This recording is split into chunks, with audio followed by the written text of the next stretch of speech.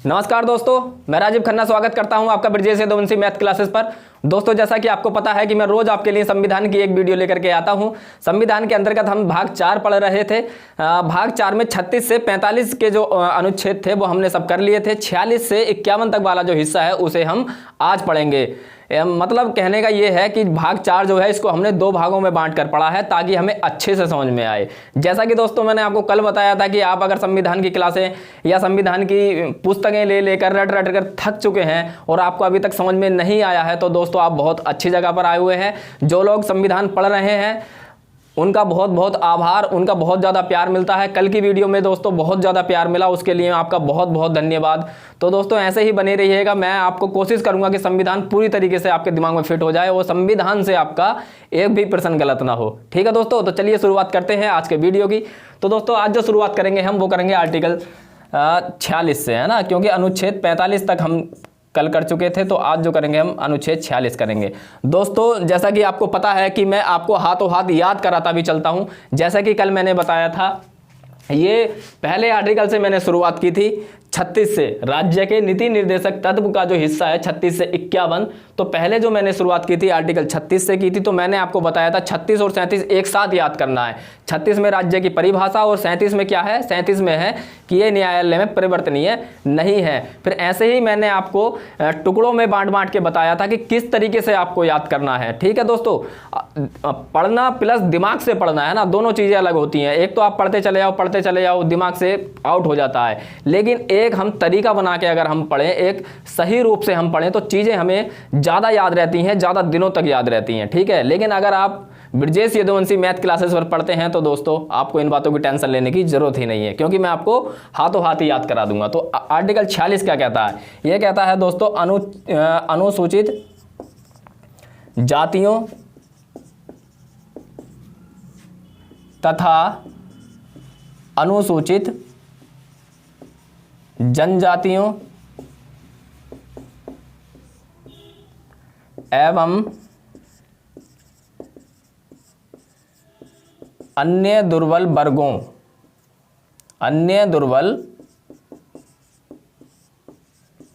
वर्गों की शिक्षा। यहां से आगे को आप खुद लिख लेना, क्या लिखा? अनुसूचित जातियों तथा अनुसूचित जनजातियों एवं अन्य दुर्बल वर्गों की शिक्षा तथा उनके हितों की अभिवृद्धि करने का राज्य का कर्तव्य है। ठीक है, मतलब विशेष अभिवृद्धि करने का, विशेष सुविधाएं देने का कर्तव्य होगा राज्य का।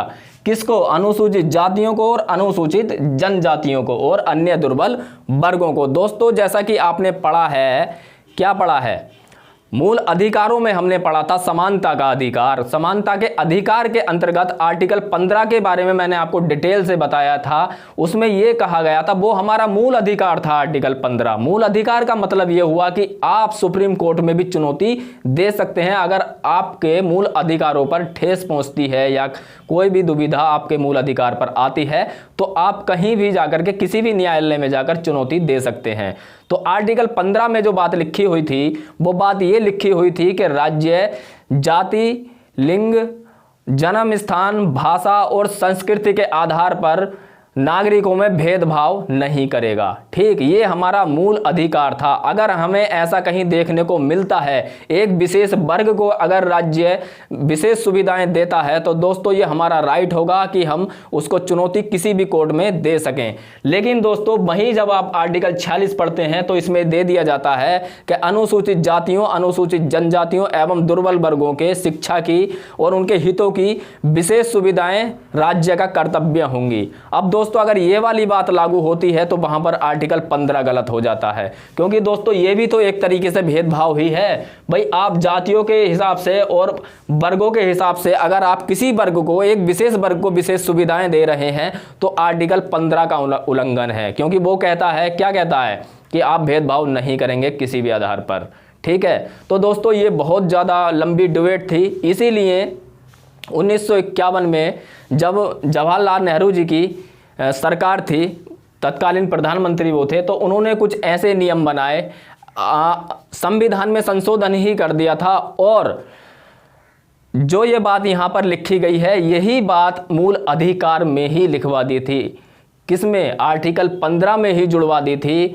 15 का खंड 4 जोड़ करके, क्योंकि उसमें खंड 3 पहले से ही थे, का खा गा, ये 3 पहले से थे, लेकिन चौथा खंड जोड़कर ये बात उसमें लिखवा दी थी कि अगर राज्य या सरकार किसी अनुसूचित जाति अनुसूचित जनजातियों को अगर विशेष सुविधाएं देती है शिक्षा में या नौकरी में कहीं भी, तो वो मूल अधिकारों का, समानता के अधिकार का उल्लंघन नहीं माना जाएगा। तो इसलिए दोस्तों कभी कभी कानूनी किताबों से हटकर हमें एक समाजवाद की तरफ भी सोचना पड़ता है। तो जो हमारे उस समय तत्कालीन प्रधानमंत्री थे, तत्कालीन सरकार थी, उन्होंने इस बारे में सोचा कि अगर इन्हें विशेष सुविधाएं नहीं दी जाएंगी तो दोस्तों हमारे देश की वृद्धि नहीं होगी। इसलिए दोस्तों आज भी ये डिबेट चलती रहती है। ठीक है, तो इतना आपको समझ में आ गया होगा। ये मैंने आपको इसलिए बताया, जब मैं मूल अधिकार पढ़ा रहा था तब भी बताया था, लेकिन अगर आपने वो वीडियो नहीं देखी है, अगर आप पहली बार इस वीडियो पे हैं, तो इसलिए मैंने आपको ये वाली बात बताई कि अनुसूचित जातियों तथा अनुसूचित जनजातियों एवं दुर्बल वर्गों की शिक्षा का और उनके हितों का संरक्षण करना, विशेष सुविधाएं देना ये राज्य का कर्तव्य होगा। ठीक है दोस्तों, और ये वाली बात मूल अधिकार में भी लिखवा दी कि समानता के अधिकार का उल्लंघन नहीं माना जाएगा। इसलिए दोस्तों ये चीजें आज भी लागू हैं। अब बात करते हैं अनुच्छेद 47 यानी कि 47। ये कहता है दोस्तों जीवन स्तर, ये राज्य के कर्तव्य हैं, ये राज्य की नीतियां हैं कि राज्य अपनी जनता को, अपनी नागरिकों को ये सुविधाएं दे। जीवन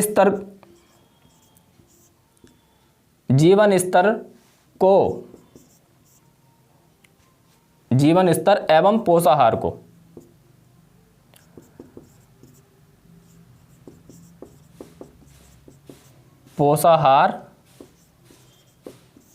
एवं यहां से आप हटा सकते हैं, डायरेक्ट कोमा का ही इस्तेमाल करें। जीवन स्तर, पोषाहार तथा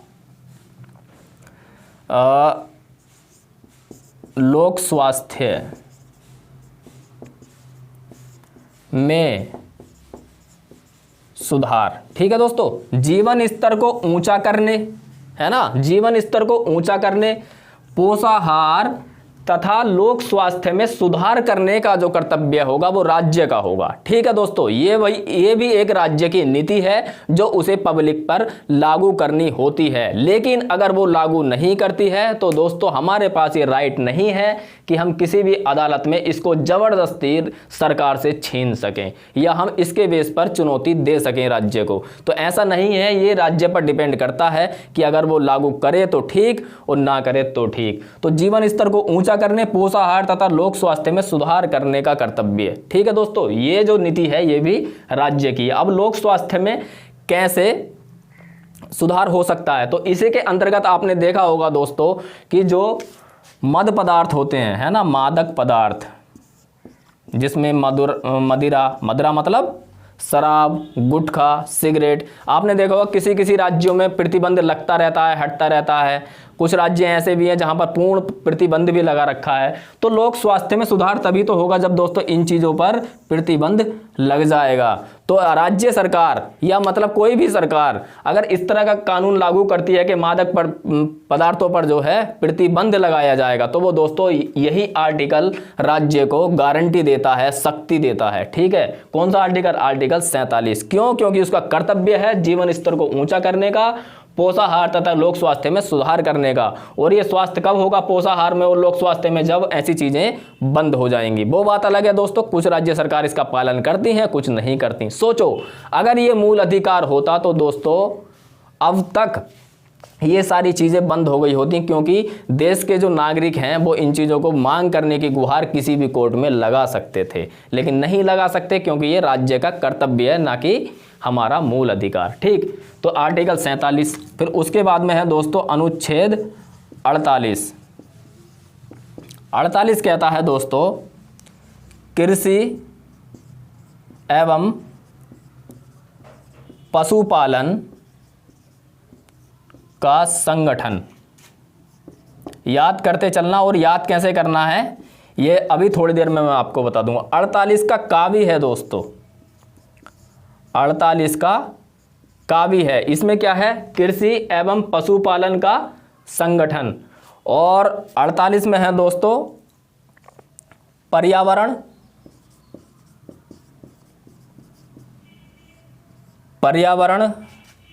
का संरक्षण एवं संवर्धन। और अगली लाइन क्या है, वन तथा वन्य जीवों की रक्षा। ठीक, देखो, कृषि एवं पशुपालन का संगठन, ये भी राज्य का एक नीति है, ये भी राज्य का कर्तव्य है ना, कि ये इस बात को भी लागू करेगा। अब 48 का दोस्तों ये 42वां संविधान संशोधन हुआ था 1976 में, तब उसमें ये वाली बात भी जोड़ दी गई थी। कौन सी वाली, पर्यावरण का संरक्षण एवं संवर्धन, वन तथा वन्य जीवों की रक्षा। ठीक है दोस्तों, इसलिए आपने देखा होगा कुछ राज्य सरकारें ऐसी नीतियां बनाती रहती हैं अपने कर्तव्य का पालन करते हुए कि अलग अलग समय में बहुत सारे पेड़ पौधे लगाए जाते हैं, बहुत सारा वनों में सुधार होता है। आपने देखा होगा वनों के कटान के भी बहुत सारे कानून बनाए जाते हैं कि आप वन नहीं काट सकते, या फिर जो वन्य जीव होते हैं, वनों की रक्षा हो गई, जो वन्य जीव होते हैं, जैसे कि आपने देखा होगा कितने जो जीव ऐसे हैं जिन पर मारने पर पूर्ण तरीके से प्रतिबंध लगा दिया गया है। तो दोस्तों ये जो कर्तव्य है, ये जो नीति है, इसकी जो पावर है ना दोस्तों, ये आर्टिकल 48 और 48 का ही देता है। किसको, राज्य को। मतलब हमारा संविधान राज्य को इतना पावरफुल बना देता है कि वो इस पर भी कानून बना सके और लागू कर सके। लागू कर दिया तो मैं बार बार आपसे बता रहा हूं कि आप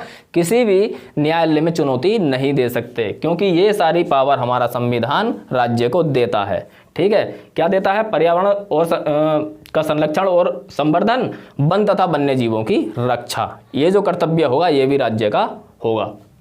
तो दोस्तों अब इसको याद कैसे करना है, देखो 46 में कैसे, जैसे कि मैंने कल आपको बताया था अलग अलग तरीके से, वैसे ही मैं आपको बता रहा हूँ। 44 को आपको अलग पढ़ना था, है ना, क्योंकि वो समान नागरिक संहिता थी। 4 समान थे ना दोनों, 4 44, तो दोनों समान रूप से तो समान नागरिक संहिता, है ना। फिर 45 में मैंने आपको बताया था, क्या बताया था, कि जो 6 वर्ष से कम आयु के बच्चे हैं उनकी शिक्षा का और उनके स्वास्थ्य का जो देखरेख की जिम्मेदारी होगी ये भी राज्य की होगी। और ये 86वां संविधान संशोधन 2002 में हुआ था, उसको अलग अलग पढ़ना था। अब यहाँ पर 46 को अलग पढ़ना है। 46 को ऐसे पढ़ना है कि इसमें जो है आप मोटे तौर पर देख सकते हैं कि एक तरीके का आरक्षण ही है। विशेष सुविधा क्या है, विशेष सुविधा भी एक आरक्षण ही है ना। किसको, अनुसूचित जातियों को, अनुसूचित जनजातियों को एवं अन्य दुर्बल वर्गों की।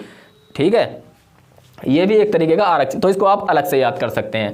अब यहां से याद करने की जो ट्रिक है ना वो मैं आपको बताता हूं। देखो ये जो मोटी मोटी बातें थी समझने के लिए वो तो मैंने आपको बताई। अब एक तरीका जो हमेशा याद रहे, यहां से आपको याद रखना। देखो पहले दारूबंदी की, है ना, मतलब कोई व्यक्ति दारू पी रहा है, मदिरा पी रहा है, तो उसको जो है रोका, सरकार ने दारू पीने से रोका। जब उसको रोक दिया तो वो क्या काम करेगा कि यार मैं कुछ अच्छा काम करता हूँ, है ना, फिर वो अच्छे काम करेगा।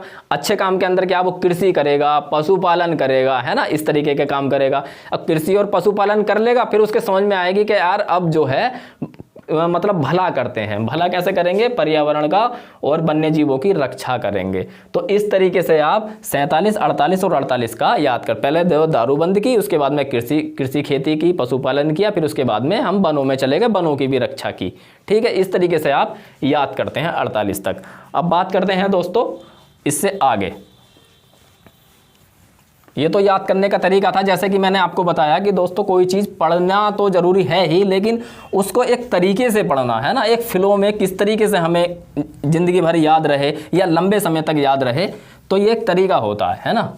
तो ये तरीके भी मैं आपको बताता रहता हूँ। अब 48 हमने पढ़ लिया, अब है अनुच्छेद 49। 49 के अंतर्गत क्या नीति दी गई है ना, क्या दिया गया है। तो इसके अंदर जो सबसे अच्छी बात दी गई है दोस्तों वो ये है राष्ट्रीय महत्व के, है ना, मैं लिख देता हूँ यहाँ पर, राष्ट्रीय महत्व के स्मारक स्थान एवं राष्ट्रीय महत्व के स्मारक स्थान एवं वस्तुओं का संरक्षण। ठीक है, ये अब इसमें क्या है, राष्ट्रीय महत्व के स्मारक कौन कौन से होते हैं, जो दोस्तों हमारे पुरातत्व विभाग होता है ना, वो ये गाइडलाइन जारी करता है।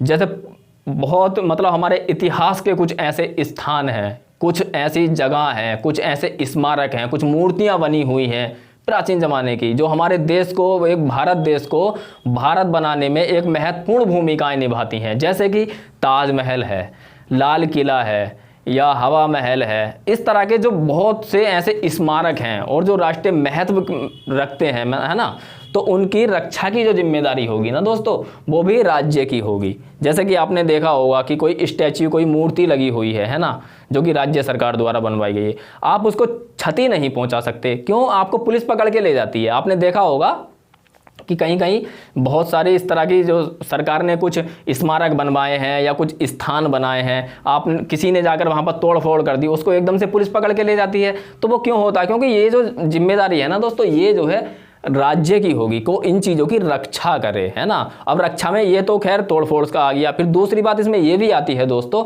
इनका जो संरक्षण है, संरक्षण केवल रक्षा ही नहीं है, संरक्षण एक बहुत बड़ा दायरा है। इसमें आप उनको समय समय पर किस तरीके से मतलब उनका ख्याल रखोगे, पेड़ पौधे लगाओगे, सजाओगे, सुंदर करोगे, इस तरीके की जो सारी मतलब है ना, जो राष्ट्रीय महत्व के स्मारक है, स्थान है, मतलब वस्तुएं हैं, इन सभी चीज़ों का जो संरक्षण की मतलब एक कर्तव्य है, ये भी राज्य का होगा। ठीक, ये हो गया आर्टिकल 49। अब आर्टिकल 50 पढ़ते हैं। ये क्या है दोस्तों? ये है कार्यपालिका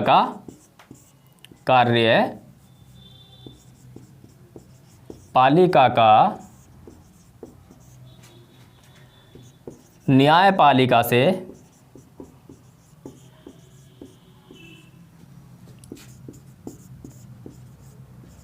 पृथक्करण।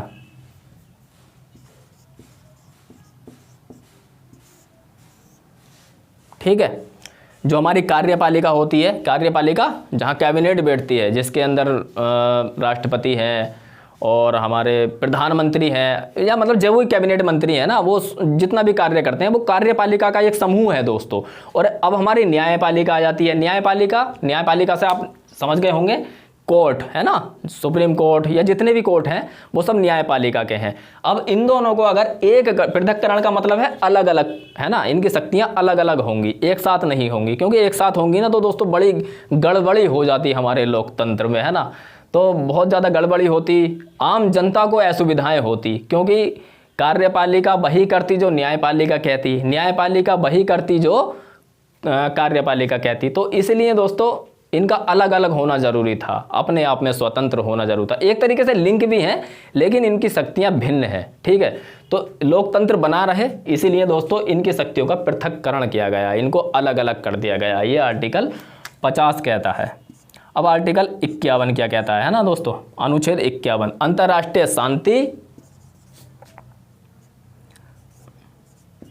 अंतर्राष्ट्रीय शांति एवं सुरक्षा।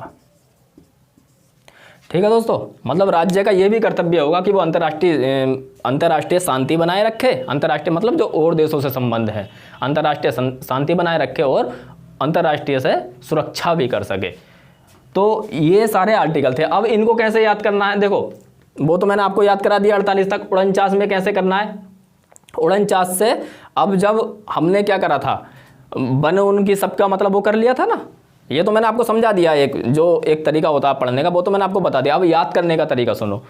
48 तक आपने पढ़ा, 47 से कि पहले शराब छोड़ी, कृषि करा, पशुपालन किया, फिर उसके बाद में वनों में गए, वनों की रक्षा करी, फिर वनों के जो जीव थे उनकी भी रक्षा की।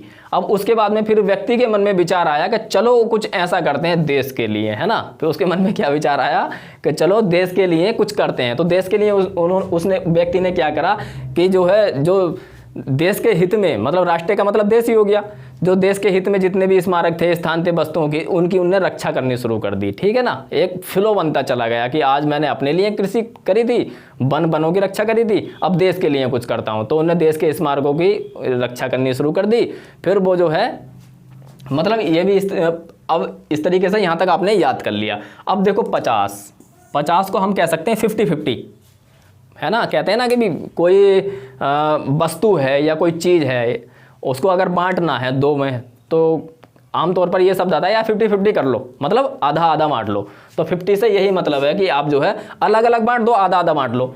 तो कार्यपालिका और न्यायपालिका को अलग कर दिया, 50-50 कर दिया। इस तरीके से आप याद कर सकते हो। फिर बचा इसका अंतिम आर्टिकल 51। तो 51 में फिर उस व्यक्ति ने सोचा कि चलो अब क्या करते हैं, अब अंतर्राष्ट्रीय घूम के आते हैं। पहला राष्ट्र में करा था ना 49 में, अब 51 में कि चलो अब अंतर्राष्ट्रीय मुद्दे पे कुछ देखते हैं कि अब अंतर्राष्ट्रीय शांति भी बनाए और अंतर्राष्ट्रीय मुद्दों में सुरक्षा भी हासिल करें। ठीक है, तो ये तरीका होता है दोस्तों याद करने का।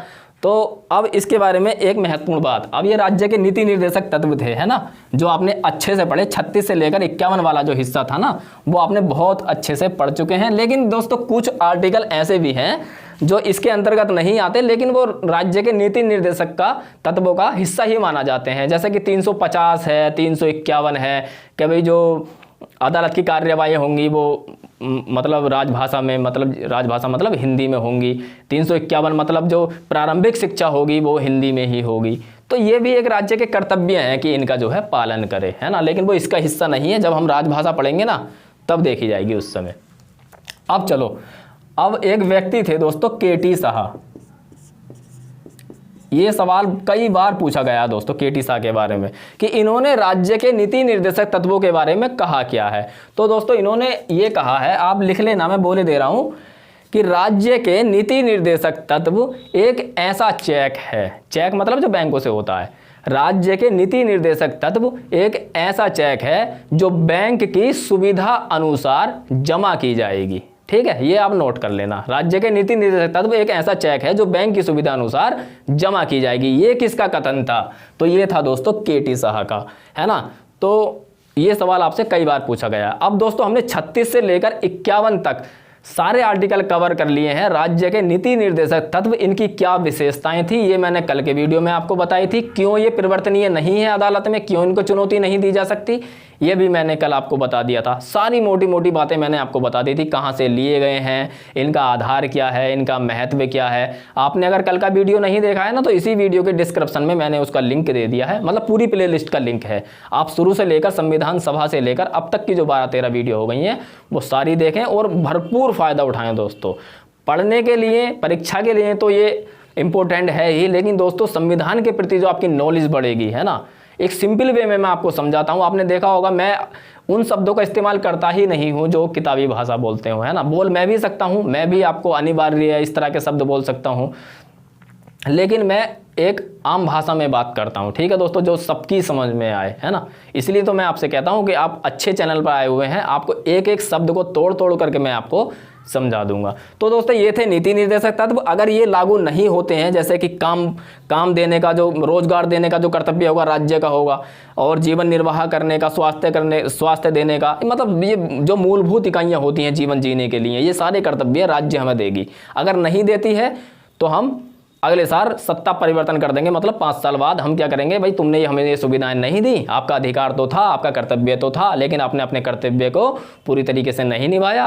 अब आपका समय हो गया, आप जाइए, हम वोट कहीं और डाल देंगे और दूसरी सरकार बना लेंगे, उससे कहेंगे कि पिछली सरकार ने ऐसा नहीं किया था, आप ये करें। ठीक है, तो इसलिए इसको परिवर्तनीय नहीं रखा गया है अदालत के अंदर। तो दोस्तों कैसी लगी क्लास आप कमेंट बॉक्स में जरूर बताना।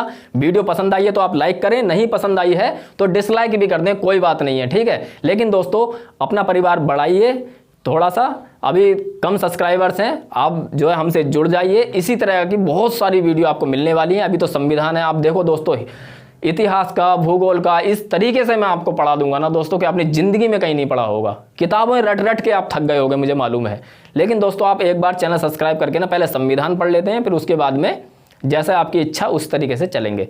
तो चलो वीडियो थोड़ा लंबा ना हो जाए। हाँ, कल हम मौलिक कर्तव्य पढ़ेंगे। ठीक है दोस्तों, जिसमें मैं आपको बताऊंगा, जैसे कि आपने कई मुद्दे देखे हैं कि मैं जय हिंद नहीं बोलूंगा, मैं भारत माता की जय नहीं बोलूंगा, मैं राष्ट्रीय गान नहीं गाऊंगा, मैं जो है राष्ट्रीय ध्वज का सम्मान नहीं करूंगा। ऐसे ऐसे व्यक्ति भी हमारे देश के अंदर पड़े हुए हैं और फिर भी हमारी सरकारें कुछ नहीं कर पाती हैं, जबकि ये बातें संविधान में भी लिखी हुई हैं। तो इन्हीं सारी बातों को हम डिस्कस करेंगे कल, और क्यों नहीं कर पाते हैं, संविधान में लिखा होने के बावजूद भी सरकार ऐसे व्यक्तियों का कुछ क्यों नहीं कर पाती है, ये सारी बातें हम कल पढ़ेंगे, जो मौलिक कर्तव्य हम पढ़ेंगे। ठीक है, तो मिलते हैं अगली वीडियो में, तब तक के लिए नमस्कार।